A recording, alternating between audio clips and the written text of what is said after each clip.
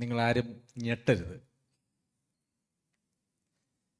ഞെട്ടരുതെന്ന് പറയുമ്പം ഞെട്ടാൻ സാധ്യതയുള്ള എന്തോ കാര്യം ഈ സഹോദരൻ പറയാൻ പോകുന്നു എന്നാണ് അതിൻ്റെ അർത്ഥം. നമുക്ക് പാരമ്പര്യമായിട്ട് ഡിസംബർ 31 ഒരു മീറ്റിംഗ് ഉണ്ടാവാറുണ്ട്, ഇല്ലേ? ഇല്ലേ? ഉണ്ടോ? ഉണ്ട്. പാരമ്പര്യമായിട്ട് നമുക്ക് അങ്ങനെ ഒരു മീറ്റിംഗ് ഉണ്ട്. കഴിഞ്ഞ വർഷങ്ങളിൽ നമുക്ക് ഇവിടെ ഉണ്ടായിരുന്നു. നമ്മളൊക്കെ നേരത്തെ ആയിരുന്ന സഭകളിലും ദേശത്തുമൊക്കെ മീറ്റിംഗ് ഉണ്ടായിരുന്നു എന്നുള്ളത് അറിയാം. ആ മീറ്റിങ്ങിനെ കുറിച്ച് ഞാൻ വളരെ ഒരു വിശകലനം ഈ കഴിഞ്ഞ നാളുകളിൽ നടത്തി. അതിൻ്റെ ശരിതെറ്റുകളും ഗുണദോഷങ്ങളും ഒക്കെ. അപ്പോൾ അതിൻ്റെ ചരിത്രത്തിലേക്ക് ഞാൻ കടന്നുപോയി. അപ്പോൾ ഈ ജാനുവരി 1 എന്ന് പറയുന്നതായ ഒരു ജൂലിയൻ കലണ്ടർ എന്നാണ് അതിനെ പറയുന്നത്. ജൂലിയൻ കലണ്ടർ ക്രിസ്തുവിന് മുമ്പ് 46 BC ജൂലിയസ് സീസർ എന്ന് പറയുന്ന റോമൻ ചക്രവർത്തി കൊണ്ടുവന്നതായ ഒരു കലണ്ടറാണ് ഈ കലണ്ടർ. ജനുവരി മുതൽ ഡിസംബർ വരെ ജൂലിയസ് സീസർ എന്ന റോമൻ ചക്രവർത്തി. എന്നിട്ട് അദ്ദേഹം ജനുവരി 1 ഒരു പ്രത്യേകത കൊടുത്തു. അന്ന് ജാനസ് എന്ന് പറയുന്നതായിട്ടുള്ള അവരുടെ ദേവന് ജനുവരി 1 സമർപ്പിച്ചു. ആ ദേവൻ്റെ പ്രത്യേകത എന്ന് പറയുന്നത്, ആ ദേവന് 2 മുഖമുണ്ട്. മുമ്പിലും പുറകിലും മുഖമാണ്.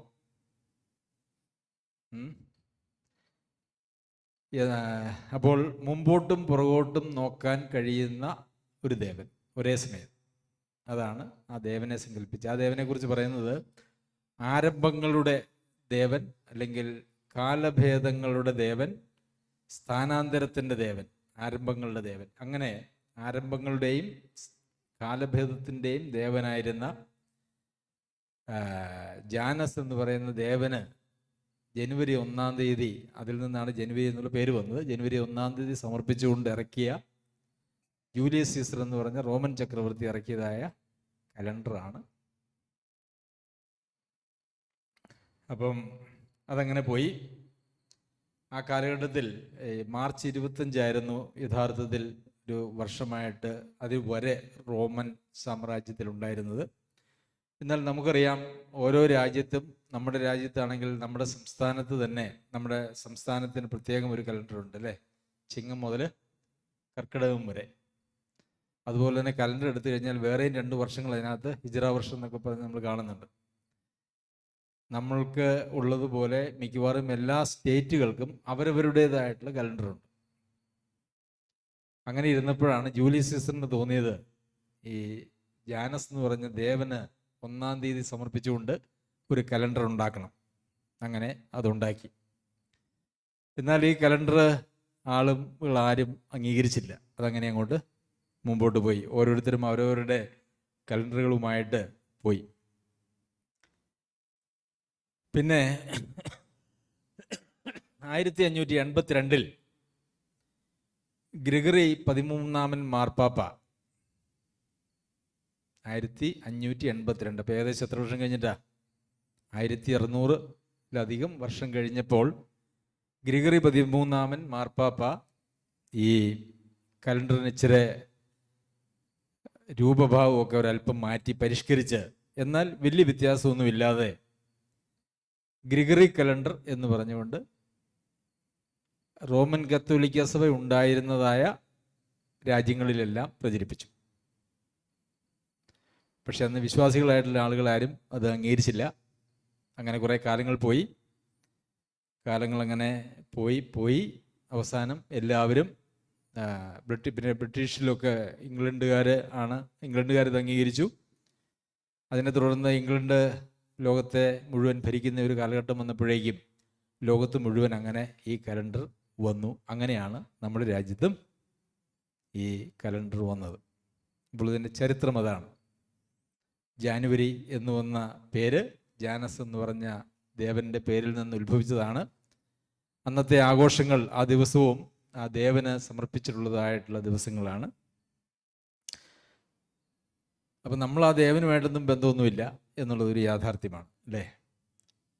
പക്ഷെ നമ്മൾ ഈസ്റ്റർ ആഘോഷിക്കാറില്ല, ക്രിസ്മസും ആഘോഷിക്കാറില്ല. എന്താ കാരണം? അതൊക്കെ ഇങ്ങനെ ജാതീയ മതങ്ങളിൽ നിന്ന് ക്രിസ്തീയ മാർഗം കടമെടുത്തതായ ദിവസങ്ങളാണ്, ആഘോഷങ്ങളാണ് എന്നുള്ളത് കൊണ്ട് നമ്മൾ ഈസ്റ്ററും ക്രിസ്മസും ആഘോഷിക്കാറില്ല. അങ്ങനെയാണെങ്കിൽ അതേ ജാതീയമായിട്ടുള്ള സംസ്കാരത്തിൽ നിന്നും കടമെടുത്തതായ ഈ ജാനുവരി 1 ഏതെങ്കിലും വിധത്തിൽ ആഘോഷിക്കേണ്ടതായിട്ടുള്ള ആവശ്യമുണ്ടോ എന്നുള്ളത് ഒരു ചോദ്യമാണ്. പൊതുവെ വിശ്വാസികൾ നെറ്റിയിൽ പൊട്ട് തൊടാറില്ല. എന്തായാലും കാരണം, പൊട്ട് ഒരു ജാതീയ ആചാരമാണ്. പക്ഷെ ഇന്ന് ആരെങ്കിലും അതൊരു ജാതീയ ആചാരമായിട്ടാണോ എടുക്കുന്നത്? അല്ല, ഒരു സൗന്ദര്യത്തിൻ്റെ ആകർഷിക്കാൻ വേണ്ടിയിട്ട് ചെയ്യുന്ന ഒരു കാര്യം. ഡ്രസ്സ് ധരിക്കുകയും ആഭരണങ്ങൾ ഉപയോഗിക്കുകയൊക്കെ ചെയ്യുന്നത് പോലെ പൊട്ട് തൊടുന്നു. അതിനകത്ത് പ്രത്യേകിച്ച് ദൈവങ്ങളുടെ സങ്കല്പമൊന്നും അത് പൊട്ട് തൊടുന്നവർക്കില്ലെങ്കിലും നമ്മളത് പൊട്ട് തൊടാറില്ല പൊതുവെ. അതിനും നമ്മൾ പറയുന്ന പശ്ചാത്തലം അത് ജാതീയമാണ് എന്നുള്ളത് കൊണ്ടാണ്. പിന്നെ ഈ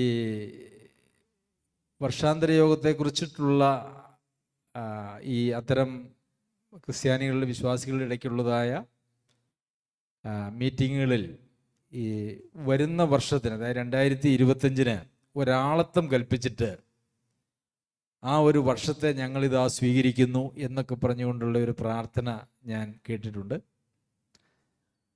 എന്നാൽ ഞാൻ അംഗമായിരുന്ന സഭകളിലും നമ്മളിവിടെയും അങ്ങനെ ഒരു പ്രാർത്ഥന നമ്മൾ പ്രാർത്ഥിച്ചിട്ടില്ല. കാരണം അങ്ങനെ 2025 ഒരാളത്വം കൽപ്പിച്ച് ആ ആളിനെ സ്വീകരിക്കുന്ന നിലയിലുള്ളൊരു പ്രാർത്ഥന തികച്ചും യോഗ്യമല്ലാത്തൊരു പ്രാർത്ഥനയാണ്. പിന്നെ വിശ്വാസികളുടെ ഇടയ്ക്ക് ഇന്ന് ഈ ജാനുവരി 1 എന്ന് പറയുന്നത് ഒരു കണക്കെടുപ്പ് ദിവസം പോലെയാണ്. ഈ ഡിസംബർ 31 വെച്ചിട്ടാണ് ലോകത്തെല്ലായിടത്തും, ഇന്ത്യയിലും അപൂർവം ചില രാജ്യങ്ങളും ഒഴിച്ച് ലോകത്തെല്ലായിടത്തും കണക്കെടുപ്പ്. നമുക്ക് അവിടുത്തെ മാർച്ച് 31 അപ്പോൾ ഒരു കണക്കെടുപ്പ്, ലോകത്തിൽ ഒരു കമ്പനികൾക്കൊക്കെ എത്ര ലാഭം വന്നു, നഷ്ടം വന്നു, ഇനി മുമ്പോട്ട് എങ്ങനെ പോകണം എന്നുള്ളതിനെ സംബന്ധിച്ചുള്ളതായിട്ടുള്ള കണക്കെടുക്കുന്ന ദിവസമാണ് ഡിസംബർ 31 എന്ന് പറയുന്നത്. എന്ന് പറഞ്ഞതുപോലെ വിശ്വാസികളുടെ ഇടയിൽ ഇതൊരു കണക്കെടുപ്പിൻ്റെ ദിവസമായിട്ടങ്ങ് മാറി. കഴിഞ്ഞ വർഷം വന്ന പരാജയങ്ങളും വിജയങ്ങളും അടുത്ത വർഷത്തേക്ക് വരുന്നതായിട്ടുള്ള പ്ലാനിങ്ങുകൾ ഒക്കെ, അത് ഒരു സംഘടന, അതല്ല എങ്കിൽ ഒരു വ്യവസായം, വ്യാപാരം എന്നുള്ള നിലയിൽ ആളുകൾ നടത്തുന്നതായിട്ടുള്ള അതേ പരിപാടി നമ്മുടെ വിശ്വാസികളുടെ ഇടയിലും പ്രചാരത്തിൽ വന്നു.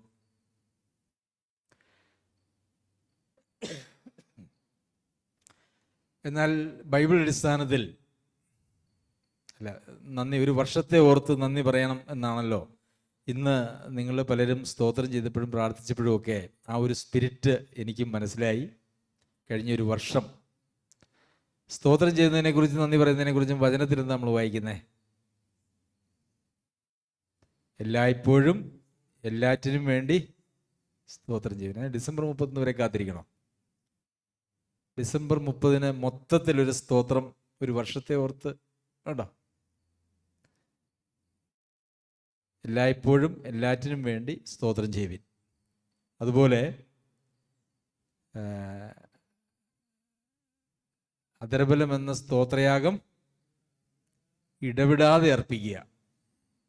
അപ്പോൾ ഈ ഡിസംബർ 31 സ്തോത്രവും വചനവുമായിട്ട് ചേരുന്നില്ല, അല്ലേ? ഉണ്ടോ? ചേരുന്നുണ്ടോ? ഉണ്ടോ? അപ്പം ഒരു വർഷത്തെ ഓർത്ത് സ്തോത്രം ചെയ്യുക എന്ന് പറയുമ്പം അത് വചനവുമായിട്ടത് ചേർന്ന് വരുന്നില്ല.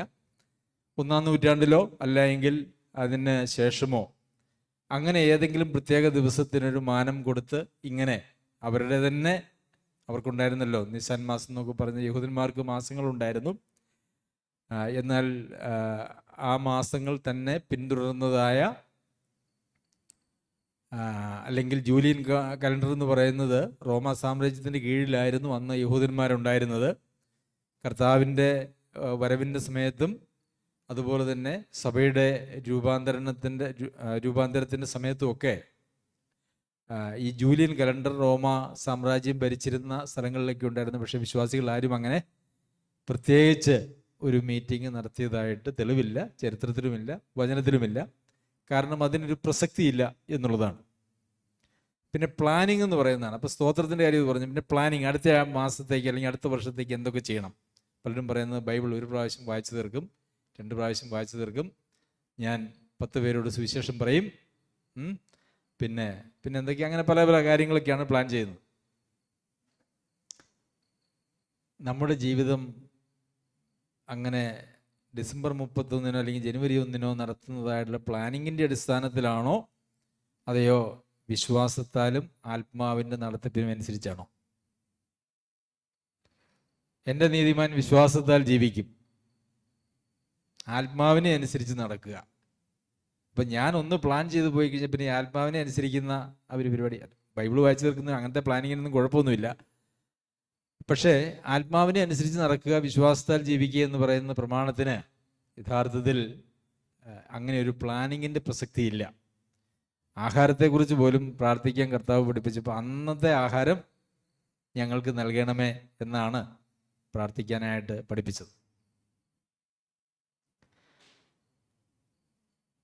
അപ്പോൾ അവിടെയും നമ്മൾ ഈ വർഷാന്തര യോഗത്തിൻ്റെ ഒരു താല്പര്യം കാണുന്നില്ല. വചനത്തോട് ഒരു രീതിയിലും ആ പ്ലാനിങ്ങും ചേർന്ന് വരുന്നില്ല.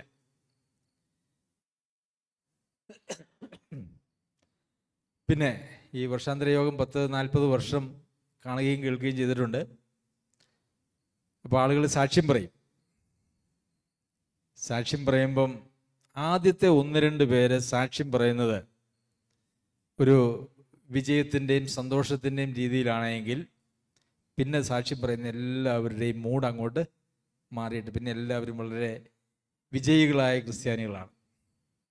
അല്ല, ആദ്യം സാക്ഷ്യം പറയുന്ന 1-2 പേര് അവർ ഞങ്ങൾ വളരെ പരാജയമായിരുന്നു എന്നൊക്കെ പറയുകയാണെങ്കിൽ ആളുകളുടെ മൂടെല്ലാം അങ്ങ് മാറിയിട്ട് എല്ലാവരും പിന്നെ പരാജയത്തിൻ്റെ മൂഡിലാണ്. ഞാനിതൊക്കെ കഴിഞ്ഞ കാര്യങ്ങൾ ശ്രദ്ധിച്ചിട്ടുണ്ട്. അപ്പോൾ ആദ്യം സാക്ഷ്യം പറയുന്ന ആളുകൾ ക്രിയേറ്റ് ചെയ്യുന്ന, തുടങ്ങി വയ്ക്കുന്ന ഒരു മൂഡിനനുസരിച്ചിട്ടാണ് പിന്നെ വരുന്ന ആളുകളെല്ലാം സാക്ഷ്യം പറയുന്നത്. അതുകൊണ്ട് തന്നെ അത് യഥാർത്ഥത്തിലുള്ള സാക്ഷ്യങ്ങളല്ല എന്നുള്ളത് ഒരു കാര്യം. പിന്നെ നമ്മളുടെ വളരെ വ്യക്തിപരമായിട്ടുള്ള കാര്യങ്ങളൊന്നും നമ്മെ വളരെയേറെ പ്രയാസപ്പെടുത്തുന്നതോ വിജയിക്കേണ്ടതോ ആയിട്ടുള്ള മേഖലകളെക്കുറിച്ചുള്ള സാക്ഷ്യങ്ങൾ ഒന്നും ആരും പരസ്യമായിട്ട് പറയാറില്ല, അല്ലേ? അതൊക്കെ രഹസ്യമായിട്ട് വയ്ക്കും. പരസ്യമായിട്ട് പറയണമെന്ന് ഞാൻ പറയുന്നില്ല. കാരണം പരസ്യമായിട്ട് പറഞ്ഞാൽ ചിലപ്പോൾ അത് ഗുണത്തേക്കാളേറെ പലപ്പോഴും ദോഷം ചെയ്യാനായിട്ടുള്ള സാധ്യതയുണ്ട്. എന്നാൽ അങ്ങനെ പ്രശ്നങ്ങളുള്ള ആളുകൾ സഭാ ശുശ്രൂഷന്മാരുടെ അടുത്തെങ്കിലും അത് അവർക്ക് സ്വമേധയാ അതിന്മേലുള്ള ഒരു വിജയമോ ആലോചനയോ ഇല്ലെങ്കിൽ പറയേണ്ടത് ആവശ്യമാണ്. അപ്പോൾ നമ്മൾ കുറേയേറെ കാര്യങ്ങൾ പ്രൈവറ്റായിട്ട് സൂക്ഷിച്ചുകൊണ്ട് വേറൊരു മുഖം സഭയിൽ അവതരിപ്പിക്കുകയാണ് ചെയ്യുന്നത് ഈ സാക്ഷ്യം പറയുമ്പോൾ, അല്ലേ? അതിനെന്തെന്ന് നമ്മൾ പറയുക? കാപട്യം, അല്ലേ? കപടത, ഹിപ്പോക്രസി എന്ന് പറയും. അത് ദൈവസന്നിധിയിൽ നല്ലതാണോ? അതും നല്ലതല്ല. പിന്നെ ഈ മീറ്റിംഗ് നടത്തുന്നതിൻ്റെതായിട്ടുള്ള പ്രായോഗികമായിട്ടുള്ള പ്രശ്നങ്ങൾ എന്താണ്? ആളുകളൊക്കെ വന്ന് ഉറക്കളച്ച് കുറേ പേര് മീറ്റിങ്ങിൻ്റെ സമയത്ത് ഇരുന്നുറങ്ങി, പിന്നെ പാതിരാത്രിക്ക് എപ്പോഴെങ്കിലും വീട്ടിൽ തിരിച്ചു ചെന്ന് അതിൻ്റെ ക്ഷീണം പിറ്റേ ദിവസം ജോലിക്ക് പോകേണ്ടവർക്കുള്ള പ്രശ്നങ്ങൾ, പിന്നെ വീട്ടിൽ നിന്ന് എല്ലാവർക്കും വരാനായിട്ട് അനുവാദമില്ലാത്തതും വരാൻ പറ്റാത്തതുമായിട്ടുള്ള സാഹചര്യങ്ങൾ, ഇങ്ങനെയൊക്കെയുള്ള പ്രായോഗിക ബുദ്ധിമുട്ടുകൾ ഇതിന് വേറെയും. പ്രിയമുള്ളവരെ, നമുക്കിത് വേണോ? വേണ്ട എന്ന് പറയുന്നു. ഞാൻ അതിൻ്റെ വേണ്ടാത്ത അവിടെ കൈ കാണിച്ചു. അതിൻ്റെ എല്ലാ വശങ്ങളും, അതിൻ്റെ ചരിത്രവും അതിൻ്റെ പ്രായോഗികതയും എല്ലാം ഞാൻ നിങ്ങളുടെ മുമ്പാകെ അവതരിപ്പിച്ചു.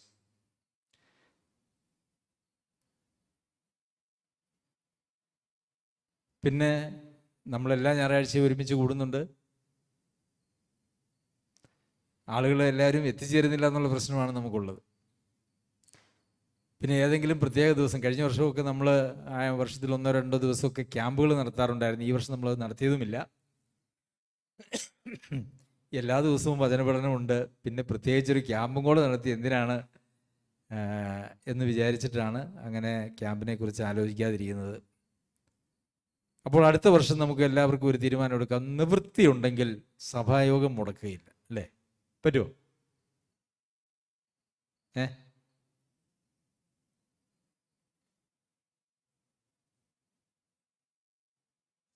അത് പറ്റില്ലേ? വേണ്ടാന്ന് വെക്കാന്ന് പറഞ്ഞപ്പം എല്ലാവരും അവിടെ നിന്ന് ഇവിടെ നിന്നൊക്കെ കൈ പൊക്കി വേണ്ടാന്ന് സമ്മതിച്ചു. പക്ഷെ എല്ലാ ഞായറാഴ്ചയും സഭായോഗത്തിന് നിർബന്ധമായിട്ടും നിവൃത്തി ഉണ്ടെങ്കിൽ, നമുക്ക് ഒഴിവാക്കാൻ പറ്റാത്ത സാഹചര്യങ്ങളൊക്കെ ജീവിതത്തിൽ ഉണ്ടാകാം, അതല്ല സഭായോഗങ്ങളെ അലക്ഷ്യമായി വിചാരിക്കാതെ സഭായോഗങ്ങളിൽ പങ്കെടുക്കും എന്നുള്ളൊരു തീരുമാനം. അലക്ഷ്യമായി വിചാരിക്കുന്നവരും ആരും ഇല്ല, അല്ലേ? ശരിയാ, ഞാൻ പറഞ്ഞ എനിക്കാ തെറ്റ്, സോറി. അലക്ഷ്യമായി വിചാരിക്കുന്ന ആരും നമ്മളുടെ ഇടയിലില്ല. എന്നാലും എൻ്റെ ആഗ്രഹം കൊണ്ട് എല്ലാവരെയും എല്ലാ ദിവസവും കാണണം. ഒരു ദിവസം കുറച്ച് പേരെ കാണാതിരിക്കുമ്പോൾ ഒരു ഭയങ്കര സങ്കടം. അതുകൊണ്ട് ഞാനത് പറഞ്ഞു പോയതാണ്. ലക്ഷ്യമായിട്ട് വിചാരിക്കുന്ന ആരും നമ്മുടെ കൂടെ ഇല്ല. അതോർത്ത് ഞാൻ ദൈവത്തെ സ്തുതിക്കുന്നു. അപ്പോൾ നമുക്ക് വർഷാന്തര യോഗത്തെക്കുറിച്ചുള്ള തീരുമാനം എന്താ? വേണ്ട. വേണമെന്ന അഭിപ്രായമുള്ള ആരെങ്കിലും ഉണ്ടെങ്കിൽ കൈപൊക്കിയാൽ. ആരുമില്ല. അപ്പോൾ സഭയുടെ ഏകകണ്ഠമായ തീരുമാനമാണ്, അല്ലേ? അപ്പോൾ ഇതിനെതിരായിട്ട് ഇനി ആരും ഒരു അഭിപ്രായവും പറയാൻ പാടില്ല. അങ്ങനെയാണെങ്കിൽ ശരി, ദൈവം നമ്മെ സഹായിക്കട്ടെ. നമുക്ക് എഴുന്നേറ്റ് ഒരു പാട്ട് പാടി പ്രാർത്ഥിച്ച്